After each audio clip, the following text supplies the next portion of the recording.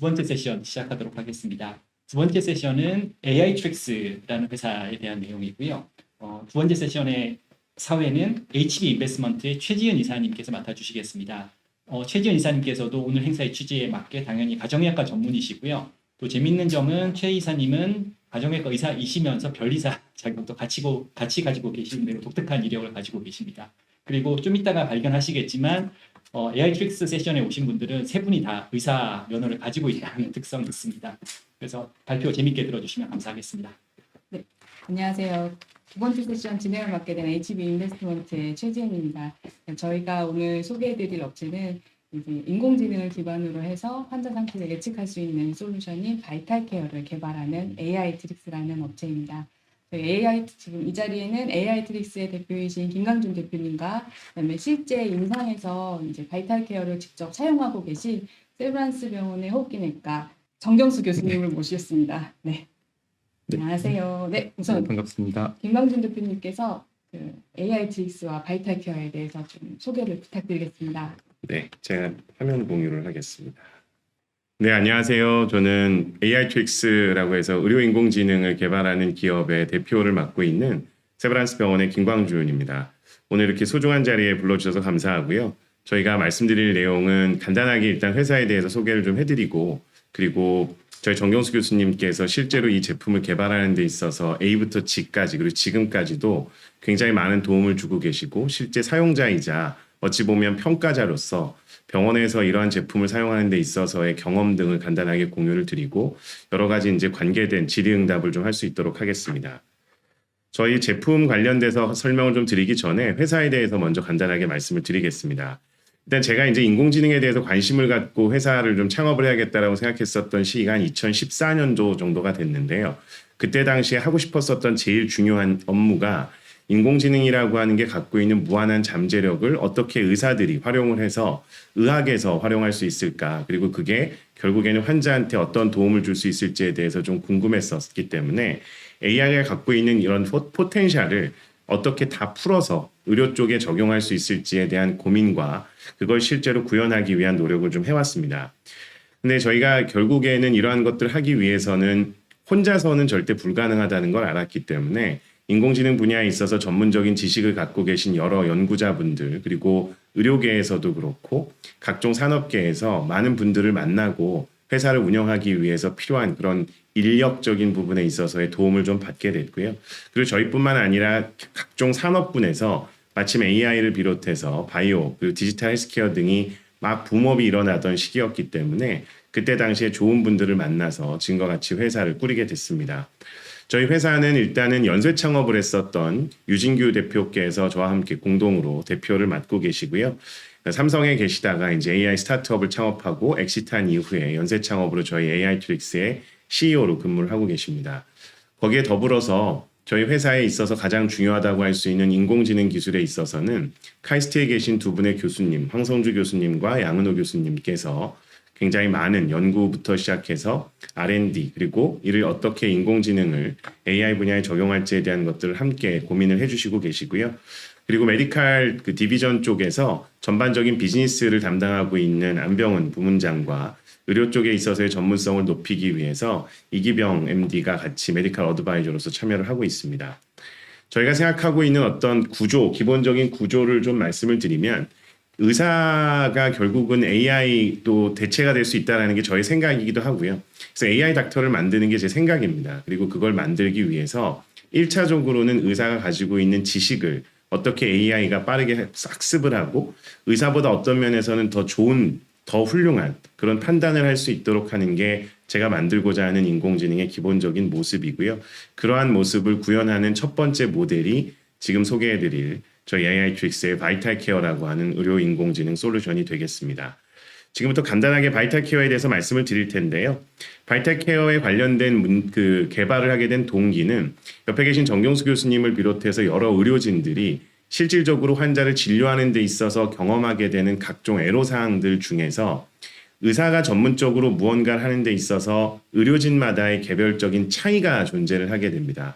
예를 들면 대학병원의 교수가 전공의에 비해서 의료적인 판단을 내리거나 환자를 치료하는 데 있어서 조금 더 높은 수준의 의사결정을 할 수 있게 되는 것은 결국에 의사가 배웠던 지식에 더해서 실제로 환자를 진료하면서 체득하게 되는 경험이 묶이면서 지혜가 만들어지게 되는데 사실 이런 경험의 차이에 의해서 환자 진료에 있어서 차이가 발생하는 것이 결국에는 어떤 특정 의료 인력이 진료를 잘하고 못하고가 차이가 발생을 하게 되면 환자 입장에서는 그 의료진이 없을 때는 제대로 된 치료를 받지 못하는 상황이 생길 수도 있습니다. 근데 그렇게 되면 결국에 이 의료 인력에게 과중한 업무가 쏠리게 되고요. 그럼 의료진의 번아웃도 유발이 될 수 있고 그 과정에서 의료 사고가 발생할 수도 있습니다. 결국에는 의료의 수준의 상향 평준화를 위해서는 무엇이든지 간에 의료진의 수준을 높일 수 있는 다양한 방법들을 찾아야 된다는 게 기본적인 생각이고요.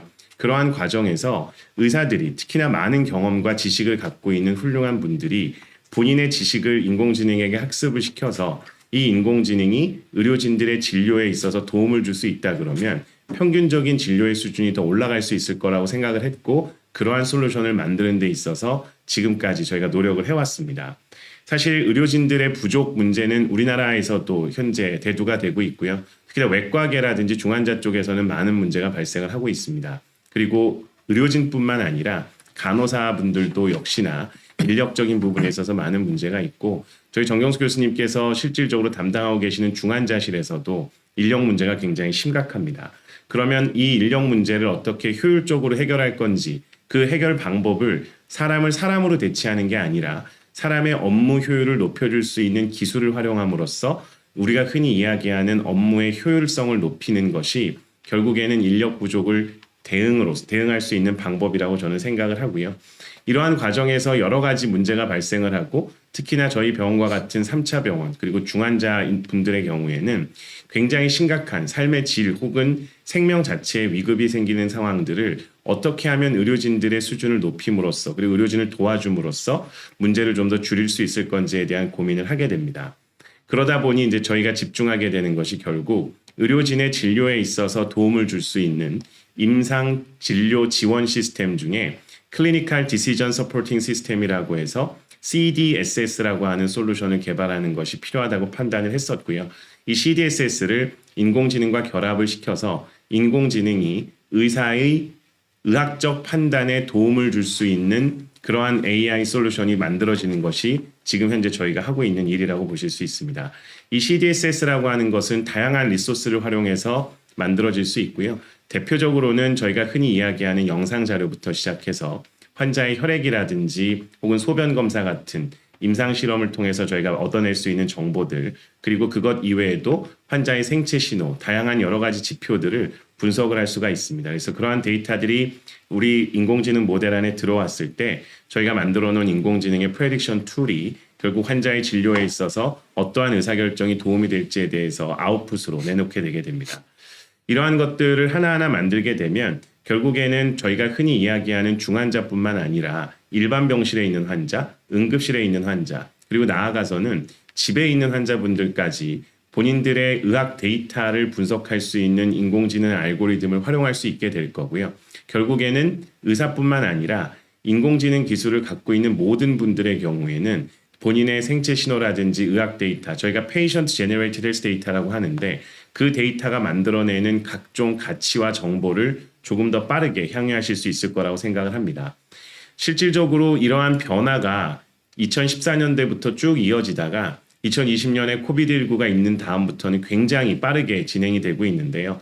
마켓에서의 변화를 보시게 돼도 코로나 이후에 그 마켓의 성장하고 코로나 이후의 성장을 보게 되면 3배 이상 성장 속도가 빨라지는 걸 볼 수 있습니다. 그래서 AI CDSS를 비롯해서 디지털 헬스케어, 비대면 진료 같이 저희가 보통 이야기하는 각종 의료 인공지능 기술을 비롯한 디지털 헬스케어 솔루션들은 코로나 이후에 굉장히 빠른 성장을 보이고 있고 이러한 것들이 결국 의사들이 가지고 있는 기본적인 선입견들을 깨는 데 있어서 코로나가 큰 영향을 줬다라고 생각을 합니다. 저희가 만든 그 AI 트윅스의 바이탈 케어 솔루션에서 예측하는 것 중에 폐혈증이 있는데요. 저희가 폐혈증을 처음에 초점을 맞췄었던 이유는 의사들도 사실은 폐혈증을 예측하기가 쉽지가 않습니다. 굉장히 경험이 많은 중환자실에서 근무하시는 교수님들이라든지 감염내과 선생님들이 폐혈증 예측할 수 있겠지라고 생각하지만 실질적으로 환자를 볼 때 폐혈증이라는 질환을 예측하는 것이 얼마나 어려운지를 저희는 이미 알고 있고요. 근데 그걸 미리 예측해서 환자에게 적절한 조치를 빠르게 해주면 해줄수록 결국 그 환자의 생존율이라든지 예후가 좋아지게 됩니다. 여러 데이터를 보게 되면 1시간의 진단이 늦어질 때 사망률이 8%씩 올라간다는 보고가 있고, 그러한 사망률이 올라가는 것을 막기 위해서 의료진들이 여러 가지 약제도 사용하고 치료도 하게 되는데, 그 과정에서 결국에는 환자들이 부담해야 되는 비용도 커지게 되고요. 병원 입장에서도 당연히 그런 문제에 봉착을 합니다. 따라서 환자의 생명을 빠르게 구할 수 있는 것도 있지만 결국에 사회 경제적인 비용을 절감하는 데 있어서도 이러한 인공지능 기반의 CDS 기기들이 도움이 될 거라고 생각을 해서 저희는 중환자실에서 실제로 활용하고 있는 데이터들, 여기 나와 있는 것 중에 바이탈 사인이라든지 랩 테스트 같은 것들을 먼저 활용을 해서 환자가 몇 시간 후에 상태가 변할지, 예를 들면 폐혈증이 발생을 할지, 심장마비가 발생을 할지, 중환자실이 아닌 일반 병실에 있는 분이라 그러면 갑작스럽게 상태가 악화돼서 중환자실로 가게 될 확률이 어느 정도 되는지를 보기 위한 연구를 진행을 했고, 계속 이러한 데이터, 인풋 데이터의 범위와 개수를 늘리기 위해서 여러 연구진 분들과 함께 그 제품을 업그레이드를 하고 있습니다. 지금 현재 저희가 사용하고 있는 데이터들은 대부분 랩 데이터와 바이탈 사인이고요. 16개 정도의 데이터를 넣게 되면 그 환자분의 상태가 앞으로 어떻게 변할지에 대해서 인공지능 모델이 예측을 해서 의료진 분들께 알람을 드리게 됩니다. 그리고 그러한 것들이 결국은 조기에 환자 상태가 어떻게 변할지를 의료진이 알게 됨으로써 빠르게 환자분의 상태가 나빠지기 전에 대응을 할 수 있도록 정보를 제공하게 되고, 그 과정에서 의료진들이 환자의 케어에 조금 더 집중할 수 있고 업무를 좀 더 쉽게 할 수 있는 장점이 있습니다. 저희가 만든 바이탈 케어는 여기서 한 발 더 나아가서 인공지능이 갖고 있는 기본적인 단점 중에 블랙박스가 있습니다. 왜 이렇게 인공지능이 답을 주었는지에 대한 설명을 못하는 문제가 있는데, 이 문제는 의료진의 입장에겐 굉장히 치명적인 단점입니다. 왜냐하면 제가 예를 들면 옆에 계신 정경수 교수님에게 이 환자에게 어떤 항생제를 쓰겠습니다라고 얘기를 했을 때 정경수 교수님이 그걸 왜 썼는지 물어보면 제가 그걸 설명할 수 있습니다. 그런데 인공지능이 주는 답은 그런 설명을 할 수가 없기 때문에 왜 이 답을 내놨는지에 대해서 흔히 이야기하는 논리적인 근거를 제시할 수 없다라는 것이 인공지능이 갖고 있는 치명적인 단점이고요. 이러한 것들이 의료 분야에서의 인공지능 활용에 큰 허들이 되기 때문에 저희는 계속적으로 의료진과 그리고 인공지능 전문가들과 논의를 해서 설명 가능한 인공지능, 해석 가능한 인공지능 모델을 만들고 있고, 의료 인공지능 솔루션에서 제시한 어떤 값이 무엇을 근거로 그렇게 답을 줬는지를 의료진에게 설명할 수 있도록 하는 시스템을 만들고 있습니다. 결국은 이렇게 설명 가능한, 해석 가능한 인공지능 모델이 저희가 추구하는 신뢰할 수 있는 인공지능으로 발전할 수 있을 거라고 생각을 하고 있고, 그게 저희가 추구하고 있는 Explainable AI, XAI가 되겠습니다. 마지막으로는 저희가 개발한 기술은 단순히 회사에서 기술적으로만 어떤 장점을 추구하는 것이 절대 아니고, 결국은 이걸 사용하고 계시는 병원에 계신 선생님들의 편리성을 높이고 환자 진료에 도움을 주고자 하는 것이 가장 큽니다. 그렇기 때문에 이러한 솔루션들은 그냥 인공지능 기술이기 때문에 쓰세요가 아니라 실제로 병원에서 유저로서 의사분들께서 사용하는 데 필요한 정보를 제공하고 그분들이 환자 진료를 어떻게 하면 더 잘 볼 수 있을지에 대한 기본적인 목적을 가지고 시작을 했기 때문에, 기술이 있기 때문에 의료 쪽으로 들어온 것이 아니라 의료 쪽에서 필요한 것들을 어떻게 기술적으로 해결할지에 대한 반대되는 접근 방식을 갖고 있었던 것이 큰 차별점이라고 볼 수 있겠습니다. 저희는 10월 26일자로 총 4개의 그 인허가를 식약처로부터 획득을 했고요. 현재는 주로 보건복지부에서 진행하고 있는 시범 사업인 신속 대응팀 사업을 운영하고 있는 병원에서 먼저 저희 제품을 사용을 하고 있습니다. 앞으로는 이러한 제품을 조금 더 많은 병원에서 활용할 수 있게 될 거라고 기대를 하고 있고요. 저희 제품을 사용하고 있는 일산병원이나 강남세브란스 병원의 모습 같은 것들을 보실 수 있고, 여기 나와 있는 것처럼 RRT 모니터라 그래서 신속 대응팀에서 환자분들을 모니터링 하는 데 필요한 정보들을 대시보드화해서 빠르게 환자분들의 상태 악화를 미리 알고 그거에 조치를 할 수 있도록 하는 것이 결국에 신속 대응팀의 취지와도 맞다고 판단이 돼서 여러 병원들에서 지금은 사용을 하고 있습니다. 보여드리는 거는 대시보드고요. 이건 저희가 데모 화면을 보면서 다시 한번 설명을 드리도록 하겠고, 결국에는 환자 상태가 변하는 것을 지속적으로 모니터링을 해서 계속적으로 의사가 혹은 간호사가 수작업으로 모니터링을 하면서 생길 수 있는 어떤 힘든 노동이라든지 집중력의 저하, 그리고 어떤 의료 인력 간의 차이가 생기지 않도록 컴퓨터가 그리고 인공지능이 의사의 진료를 도와주는 개념이라고 보시면 좋을 것 같습니다. 옆에 나와 있는 것처럼 환자분들의 상태가 변하는 것을 의료진들이 이제까지 사용했었던 여러 가지 지표들, 중환자 상태를 예측하는 데 사용하는 각종 지표들을 직접적으로 보실 수 있게 대시보드로 구현을 해놨고요. 성능적으로도 여러 논문을 통해서 이미 발표를 했지만 정경수 교수님께서 실질적으로 환자를 진료하는 데 있어서의 경험을 토대로 해서 저희가 데이터 분석을 하고 기존에 사용했었던 중환자실에서의 환자 상태를 예측하는 각종 지표들과 비교를 했을 때 높게는 한 70%, 적게는 한 50% 정도 성능적으로도 정확도, 예측의 정확도가 더 높은 것을 확인할 수가 있었습니다. 그리고 저희는 우리나라에서뿐만 아니라 글로벌적으로도 이러한 제품의 필요성이 있다고 판단을 했기 때문에 조기부터 외국과의 협업을 시작을 했었고요. 미국에 있는 클리블랜드 클리닉과 협업을 해서 3년 동안 미국에 있는 클리블랜드 클리닉 중환자실에 있는 환자분들의 데이터를 분석을 해서 그 데이터를 토대로 해서 미국에서의, 즉 인종 간의 차이가 존재할 수 있다는 것, 병원 간의 차이가 존재할 수 있다는 것들을 미리 인지를 하고 이러한 문제를 해결하기 위해서 글로벌 협업을 진행을 했었고요. 거기서도 역시 기존의 어떤 클래시컬한 환자 상태 예측을 하는 모델에 비해서 더 정확도가 높다라는 것을 입증을 했습니다. 현재 여러 병원들 그리고 국내뿐만 아니라 국외에서 협업을 진행을 하고 있고요. 앞으로 저희가 이제 10월 26일자로 인허가를 받았기 때문에 이러한 협력 및 새로운 실증 과정들은 더 가속화가 될 거로 생각을 하고 있습니다. 지속적으로 연구를 하고 저희가 제품을 계속적으로 업데이트를 할 거고요.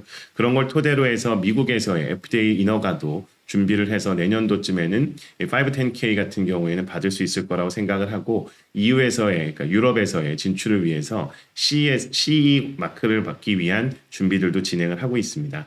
결국에는 이러한 제품들이 병원 내에서 활용될 수 있는 공간들이 일반 병동 중환자실로 국한된 것이 아니라 응급실 등으로도 활용이 될 가능성이 높고요.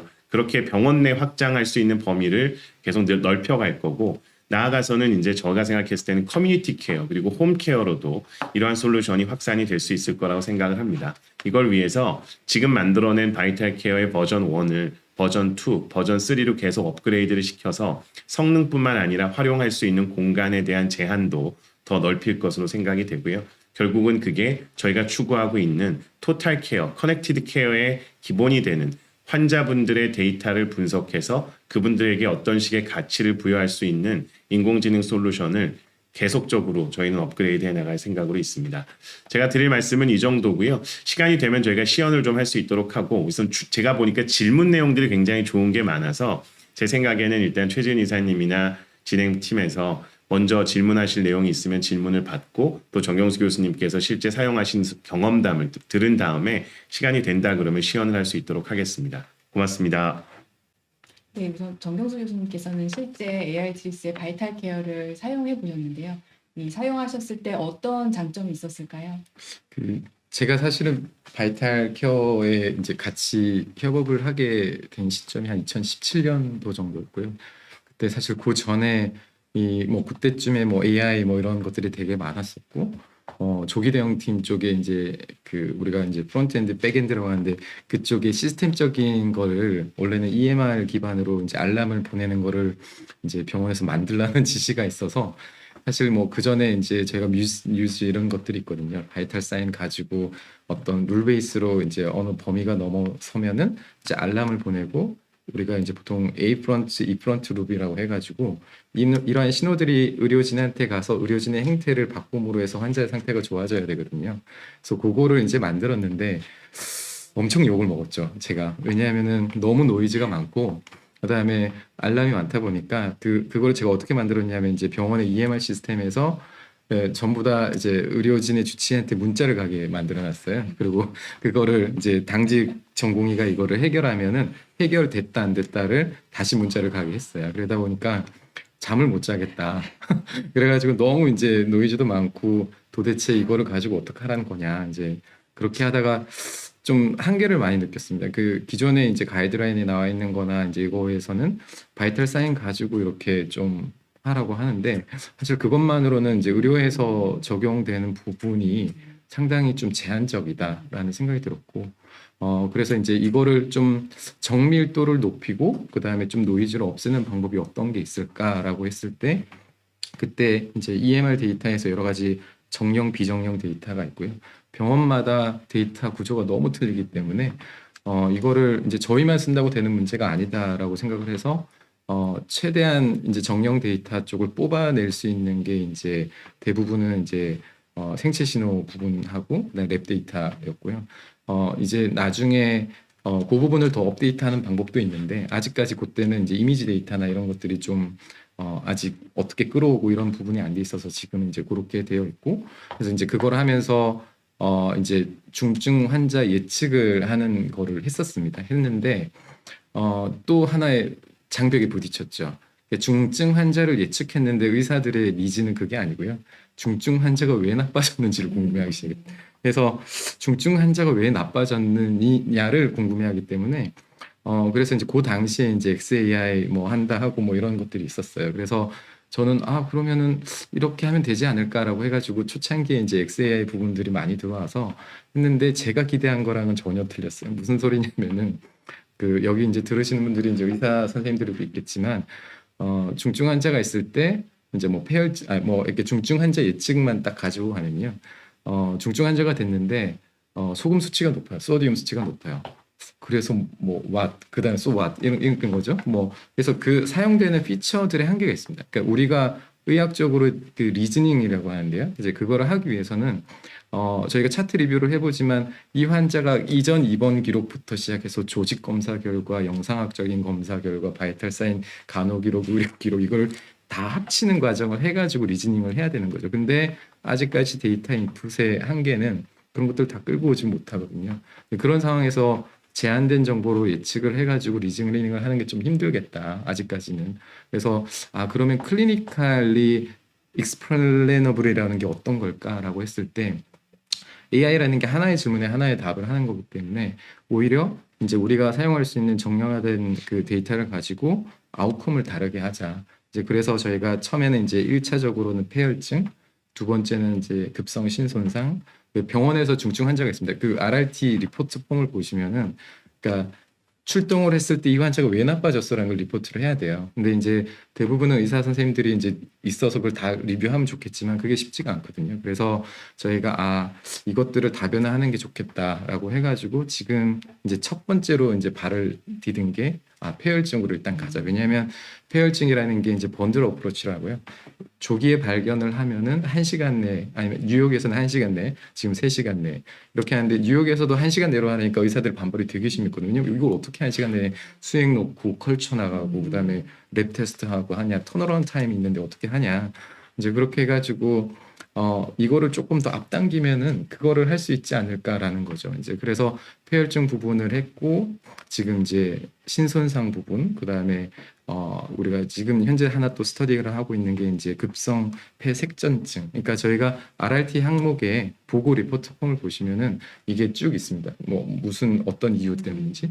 그래서 우리가 가지고 있는 정량화 데이터로 이거를 클리니컬 리즈닝, 그러니까 그 퀘스천에 대해서 답을 줄 수 있는 지표를 하면은 오히려 그 의료진이 쓰실 때 오히려 훨씬 더 도움이 되겠다 싶어서 지금 사실은 다각화하면서 하는 거죠. 그래서 지금 이제 그 김광중 대표님께서 이제 하셔가지고 저희가 하는데 하다 보니까 이제 세 번째 발견했어요.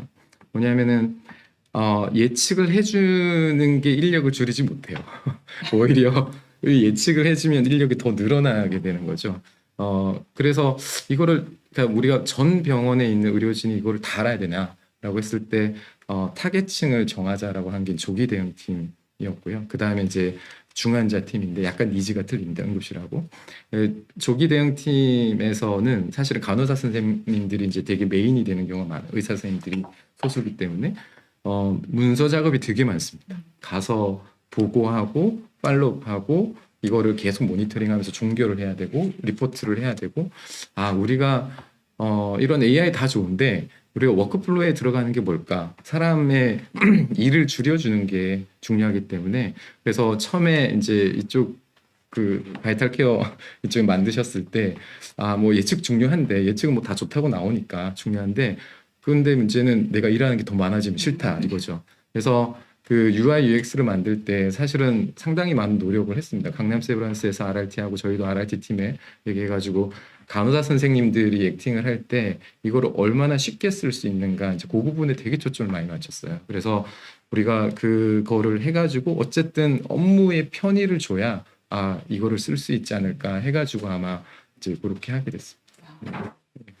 그러면은 실제로 교수님께서 이제 2시간에서 6시간 정도 미리 선제적으로 예측을 해주는 건데요. 바이탈 케어가 이제 몇 퍼센트 정도 되면 이제 관심을 조금 더 가져야겠다. 아니면은 실제 환자가 이제 어떤 특정 수치 이상 나오는 환자가 있다면 어떤 식으로 매니지먼트를 하고 계실까요? 저희가 요거를 이제 프로그램을 보시면은 사실은 기존의 알람 시스템에 있는 항목들이 다 있고요. 그러니까 기존의 컷오프가 이제 지나면 이제 알람의 색깔이나 이제 이런 것들이 다 있는데 사실 저희가 예측하는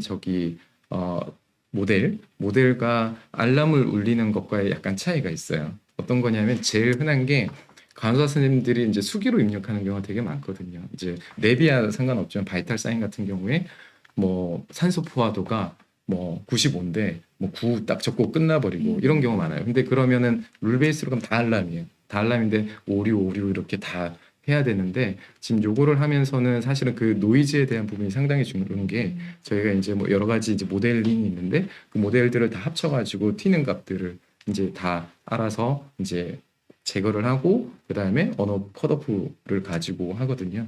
사실 지금 VC에서 제시하는 이제 컷오프는 초기에 만들었을 때는 제가 계속 무리한 요구를 하는 거죠. 왜냐하면 기존에 있는 인공지능 모델 보면은 뭐 12시간 내, 6시간 내 사실 저희가 6시간 내인데 내가 원하는 거는 1시간 내인지 2시간인지 3시간인지 그 정확한 시점을 알고 싶은 거죠.